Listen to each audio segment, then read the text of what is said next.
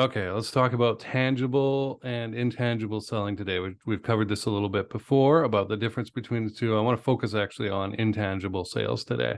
Now, this is I could be wrong about what I'm about to say next, but it's been my experience over the last 20 years. So, what I have seen out there in the real world, as opposed to some theoretical place, right? Ivory Tower, is that some people just don't seem to be able to sell the intangible. What this means is that if you're going to hire salespeople for your organization, you should be very clear on whether you're doing tangible or intangible sales and hire accordingly. Okay. It's not going to be good enough if you're doing some intangible sale for like a book or a sign or custom software or something like that, for you to pull in some salesperson who's done very well in heavy equipment sales. Okay. It's not necessarily transferable. There's a whole different skill set. I know when I started off back in the late 90s, my first sales roles were in the power generation field, and that was a lot of engineering. I was matching up components to make sure that the ratings were the same, that they were rated to work together and would do what the customer wanted them to do. And often there was an engineering spec sheet that or document that I had to work to, and there were multiple ways of solving this problem. For example, somebody wants a readout of something, right? Like a temperature. Well, there's 3 or 4 different ways, at least, that I can provide that information at various cost levels and nice result levels, right? It can be a pretty screen or a boring, cheap dial, right? And that's fine for a tangible sale like that, okay? Where it's a motor control center or something like that, and you're designing a board, okay? But when we are going to create something that doesn't exist yet and it's quite customized, like a sign for a business, right? It's a different thing entirely, and the process is different. In that engineering sort of situation with the tangible sale, the buyer, the prospect anyway, comes into the conversation with a pretty clear idea in their head about what they want. In the intangible sale, like a sign, they probably have no idea. And they're transferring that trust and relying on the designer at the seller to do the work. Okay. And so it's really critical that the belief, that the image in the seller's mind be more focused. I got a truck going by with engine brakes. Thank you very much. You're not supposed to do that around here. So they have to have that idea. This is the seller's responsibility to create that idea and the clarity of the idea and then transfer it to the buyer. Or else the buyer's not going to buy because it's too loosey-goosey, empty space, empty cubbyhole up there in their mind, right?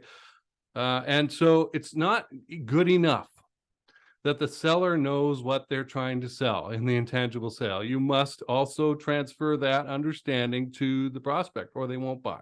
That idea has to be duplicated. And this is, again, pretty much the process of selling, right? Creating that idea and duplicating it in the mind of the prospect. But with the tangible sale, it's a lot easier, right? It's components are understood, things are understood. So we can transfer that more easily. With the intangible sale, there's so many what ifs and unknowns, and like hidden preferences that the buyer doesn't even know they have. It's a lot more work for the prospect, or sorry, for the salesperson to uncover all that stuff, and you need to do it. So when it comes to a sales process for the intangible sale, it's longer, it's way more loosey-goosey in the sense of like, I go over here and then I go over there, and I'm not so sure what's going to happen next. I might have to backtrack quite a bit because we came up with a limiting belief or uncovered something quite a ways back, and then we got to back up and fill in, some info there, right? So it can be quite challenging. And for somebody who is used to the more assembly line production flow style of selling for tangible goods, that can be very difficult or next to impossible. Now, nature versus nurture, can somebody be taught to do this?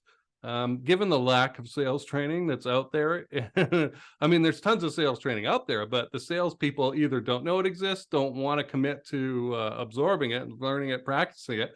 It just never occurred to them, right? So given that lack of sales training out there in the minds of the sales people, it's probable that they've never been shown any kind of intangible sales examples, processes, that kind of thing.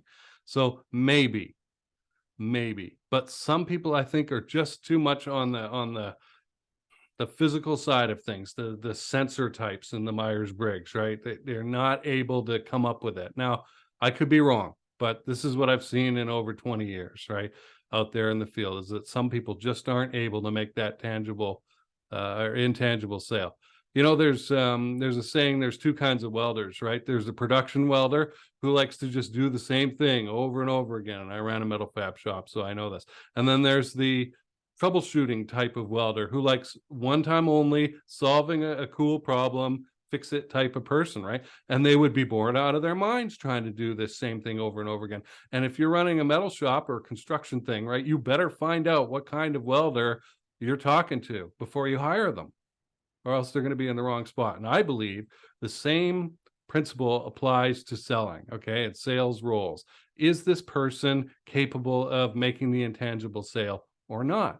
And if not, that's okay. There's plenty of money to be made selling cars and Caterpillar backhoes or whatever, you know, and groceries and physical things that actually exist, right? Already. There's plenty of money to be made doing that, and plenty of service to provide people in the sale of those items. For the intangible sale, however, I'm going to postulate that it is more difficult. You need to understand selling better.